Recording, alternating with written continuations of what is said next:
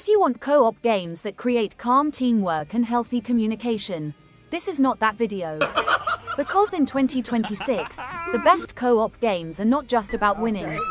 They're about panic, bad decisions, screaming into your mic, and finding out which one of your friends is secretly the problem. And honestly, that's exactly why they're so fun.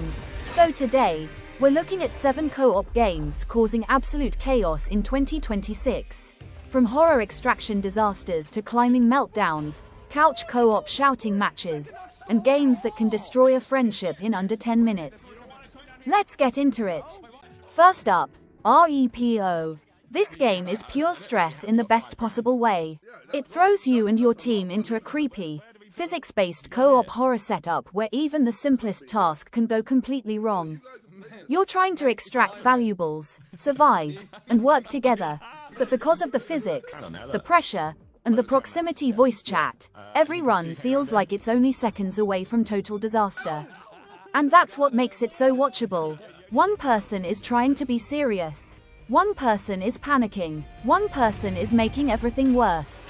And somehow, the whole mission falls apart because someone touched the wrong thing at exactly the wrong time. R.E.P.O. is the kind of game that creates stories instantly. Not polished stories, not heroic stories, complete train wreck stories. And that's why it absolutely belongs on this list. Next, we've got Lethal Company.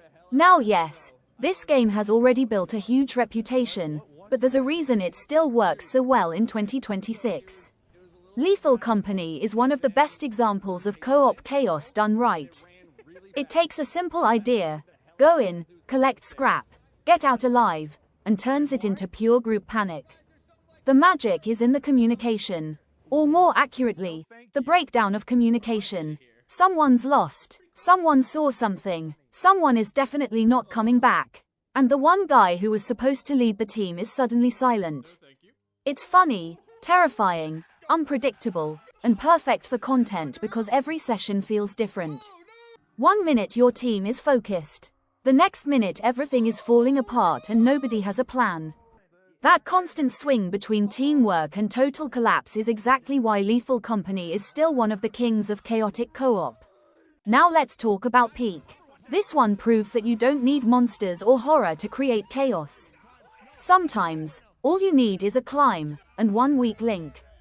Peak is built around co-op climbing, and that sounds manageable at first, until everything starts going wrong. A bad jump, a missed grab, one player hesitates, someone falls, then everybody falls. That domino effect is what makes Peak so good. It turns tiny mistakes into massive disasters, and because you're relying on each other the whole time, every failure feels personal. It's not just, we lost. It's, we lost because you did that. And those are the best kinds of co-op moments. Peak feels like one of those games that was designed in a lab to create dramatic reactions, blame, and hilarious failure clips.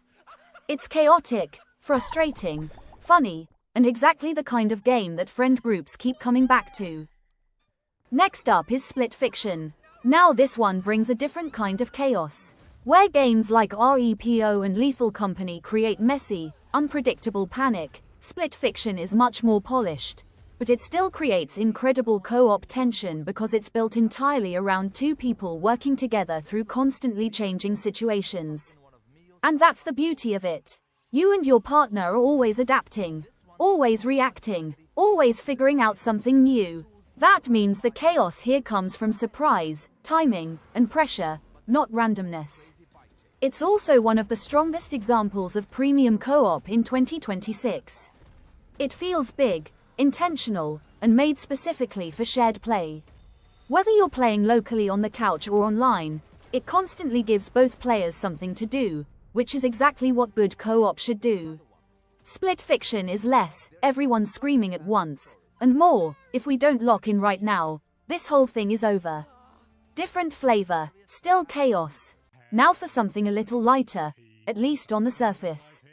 Super Mario Bros. Wonder plus Meetup in Bellabel Park brings that classic Nintendo multiplayer energy where everything looks bright, colorful, and harmless, right before your friend completely ruins the moment.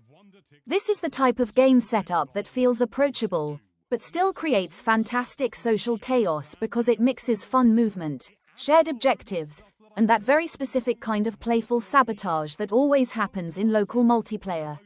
Even when people mean well, something goes wrong. Someone jumps too early, someone goes the wrong way, someone activates the wrong thing, and suddenly the whole group is yelling over a game that looked cute 5 seconds ago.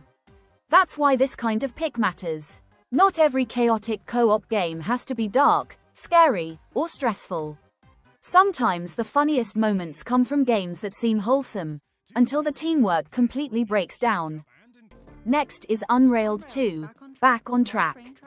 If you've ever wanted a game that turns teamwork into a full-time emergency, this is it. Unrailed 2 is all about trying to keep the train moving while your team scrambles to build the track in real time. Which sounds simple, until you actually start playing, because then it becomes chaos management. You're gathering resources, placing track, clearing paths, making decisions, and trying to stay one step ahead of disaster while everyone is shouting different instructions at the same time. This is one of those games where your team can have a plan for maybe 4 seconds before it completely falls apart. And that's exactly why it works so well. It creates fast, visible, escalating chaos.